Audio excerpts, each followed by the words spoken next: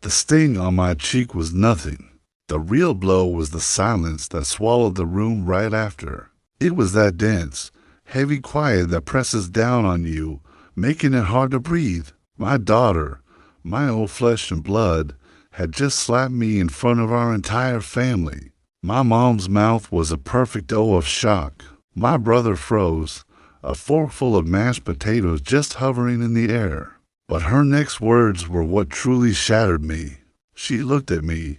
Her eyes, the same eyes I had looked into 1,000 times, were cold and totally unfamiliar. "Leave my mom's ex-husband alone," she said. Her voice was flat. Gone was the warmth I had known her entire life. In that one moment, I wasn't her father anymore. I was a ghost at the dinner table, a legal footnote in a life I helped create. I was a man who had been completely erased from his own story. This is the story of that night. It is about how I came to realize that the person I thought was my daughter was gone, replaced by a stranger her mother's bitterness had created. If you're a parent staring down this kind of rejection after a divorce, you should know you're not alone. This was the moment my own journey through that unbearable pain began. To understand how a daughter could slap her father, you have to understand the slow, quiet erosion that came before it. You have to go back to a time when things were normal, happy, even. Sarah and I were married for 15 years. For most of that time, I really believe we were building a life together, a fortress of shared memories and respect. Our daughter, Lily, was the heart of it all. I still remember the day she was born, that wave of pure terror and love that hit me when I held her for the first time. She was so small, so perfect. I made a silent promise to her that day. I'd always be her rock, her protector, her dad. And for a long time, Lily was my little shadow. We had our routines, our own little world of inside jokes. Saturdays were adventure days. That could be anything from a hike in the woods, behind our house, pretending to be explorers, to building massive Lego castles that took over the whole living room. We had a special handshake, a ridiculous thing that ended with a fist bump and an explosion sound. She'd call me Pops, and I'd call her Lily Pad. She was a bright, funny, deeply caring kid. If I came home from work stressed out, she'd be the first one to notice, climbing onto my lap and patting my cheek. "It's okay, Pops," she'd say, like she actually understood. The end of my marriage to Sarah wasn't a big explosion. It was a slow leak. That quiet, creeping dampness that gets in the walls and rots the foundation from the inside. Looking back, the signs were all there. Her laughter became rare. Our conversation shrank from sharing dreams to just logistics: who was picking up Lily from soccer, what bills needed to be paid. We were becoming business partners running a household, and the love that had been the engine of it all was just sputtering out. I tried. I suggested counseling. I planned date nights. It felt like trying to blow up a balloon with a hole in it. There was a distance in her eyes I just couldn't cross. Then Mark showed up. At first, he was just Mark from marketing, a colleague from her new job. He was a friend, she said. So funny, so easy to talk to.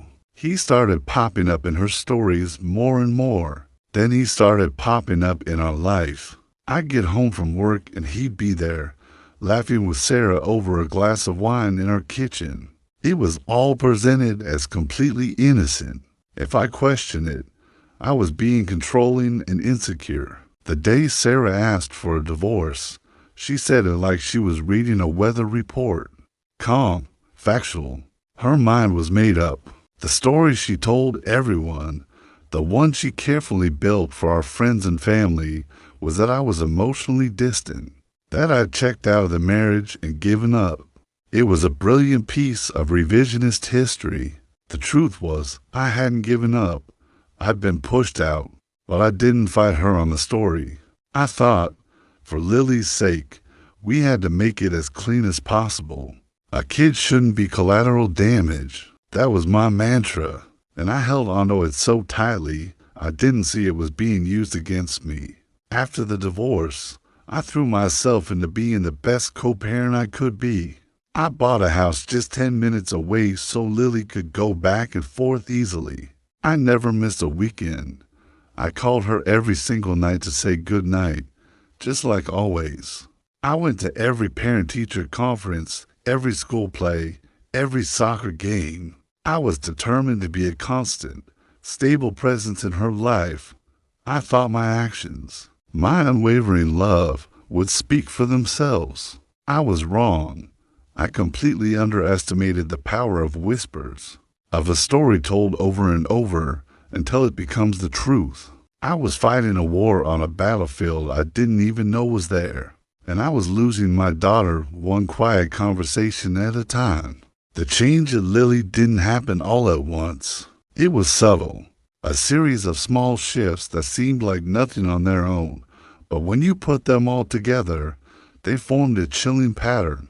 It started with my name. One Saturday, we were in my kitchen making pancakes our ritual and she hesitated. "Can you pass the syrup, David?" she asked, her eyes darting away. She caught herself. "Dad, sorry." I laughed it off. "You can call me David if you want, Lily Pad, but I'll always be Dad." But then it happened again a few weeks later, this time when I dropped her off in front of Sarah and Mark. "Bye, David," she said quickly before running inside. Sarah and Mark were standing right there in the doorway. They heard it. They glanced at each other, but they didn't say a word. They didn't correct her. They just let the name hang in the air, another small crack in our foundation. Then came the forgotten plans. I planned a special weekend, like getting tickets to a concert she'd been dying to see. I'd call on Thursday to talk about it, and she'd be thrilled. Then I'd show up Friday afternoon, and Sarah would meet me at the door, her face a mask of sympathy. "Oh, David, there must have been a mix-up. Lily made plans with Mark and me. We're going to the lake house." She was so excited, I didn't have the heart to say no. "She must have forgotten to tell you."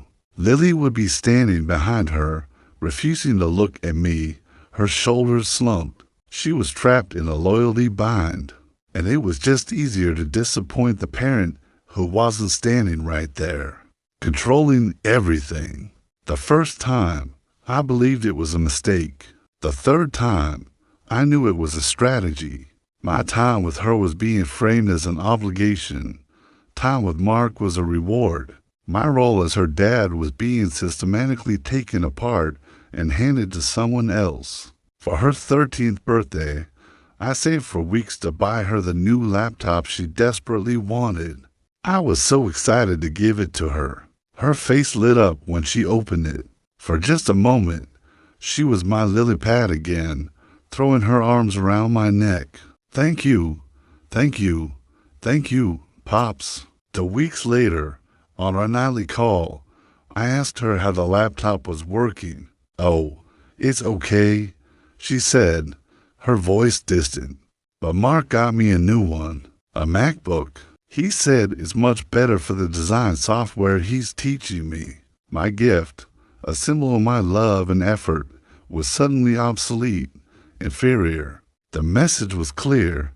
What he gives you is better than what your father gives you. It was a slow, creeping erasure. Her language started to change. When she talked about her week, it was always, "We went to the movies," or "Our family is thinking of getting a dog." The "we" in her always meant her, Sarah, and Mark.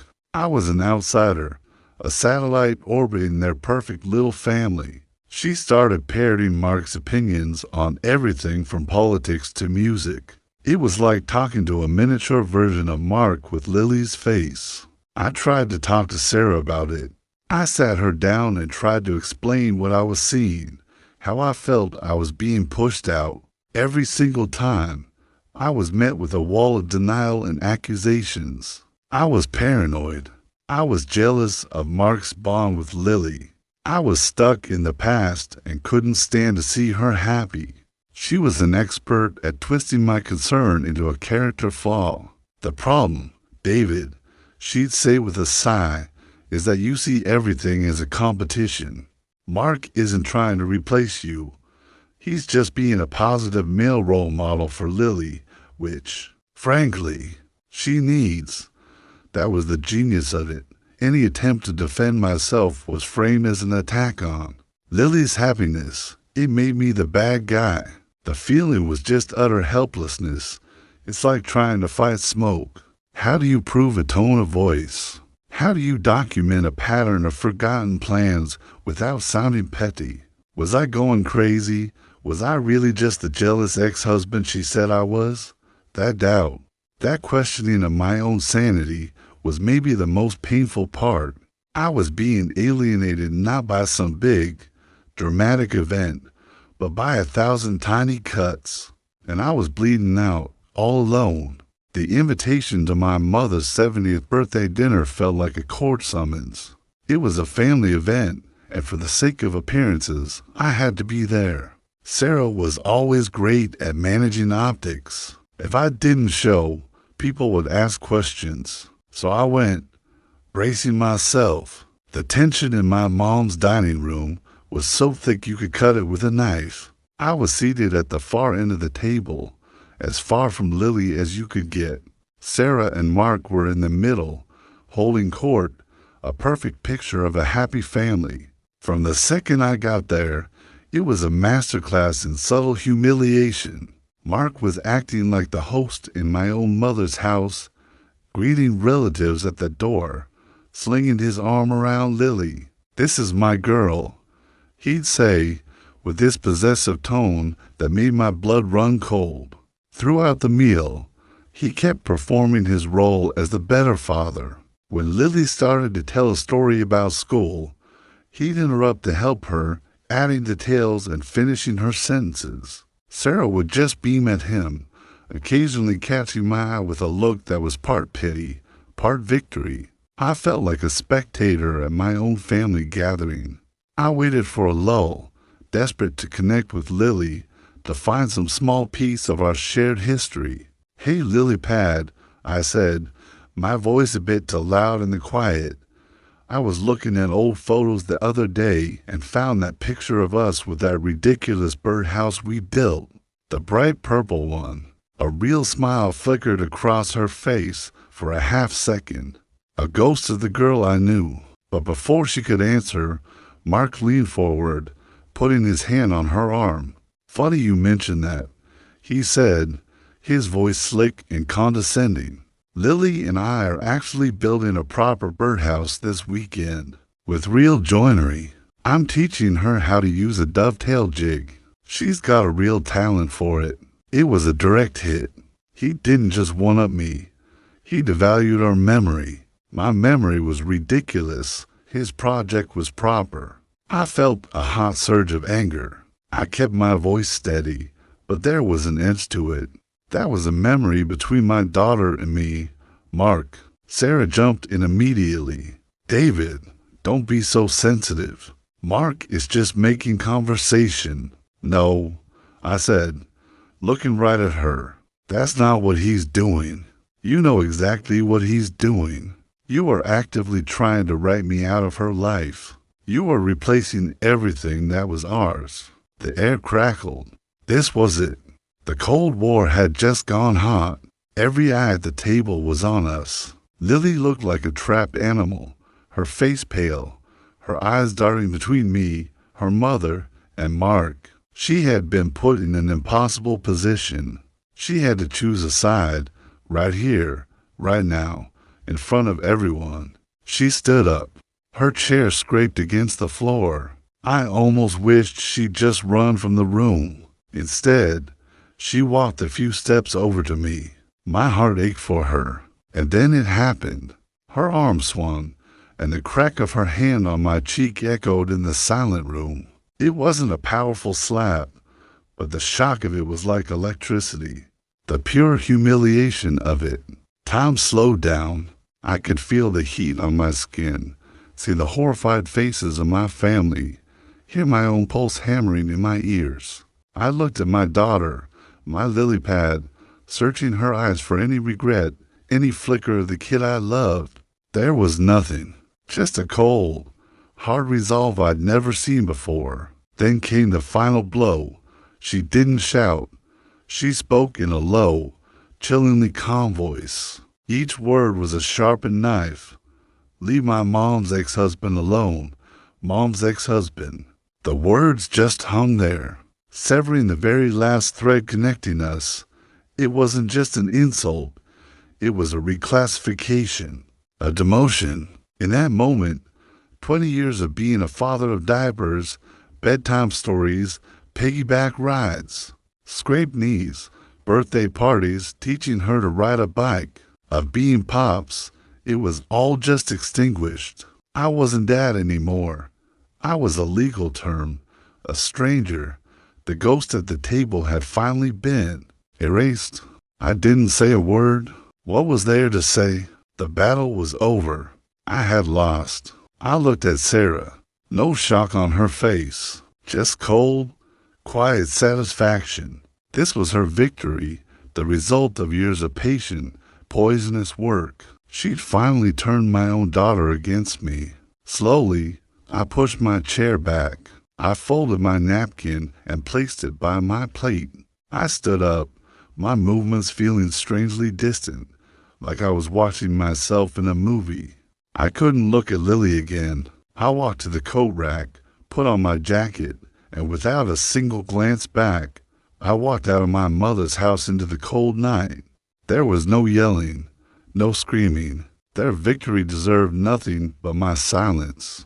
My quiet exit was the only piece of dignity I had left. The days that followed were a void, a heavy silence. My phone, which used to buzz with texts from Lily, stayed dark. Not a single call, not one text, no coached apology, no angry follow-up. It was as if by walking out that door, I had simply stopped existing. The crushing realization finally settled in. The slap, the words, they weren't just a teenage outburst. They were a declaration. I had been erased. For weeks, I was just adrift in grief and rage. I replayed that dinner over and over. I dissected every forgotten plan, every backhanded compliment from Mark. I finally saw the pattern for what it was, a deliberate, malicious campaign. They hadn't just taken my daughter from me. They had used her as the weapon to deliver the final blow. I realized I had a choice. I could keep fighting, keep banging on a door that was bolted from the inside. I could hire lawyers and force visitation, dragging a resentful teenager through even more turmoil. Or I could do the one thing they never expected. I could accept my new title. This wasn't about revenge. It was about self-preservation, about getting my sanity back. My presence wasn't helping Lily. It was just forcing her deeper into the loyalty trap they'd set. My love for her was being twisted into a tool to hurt both of us.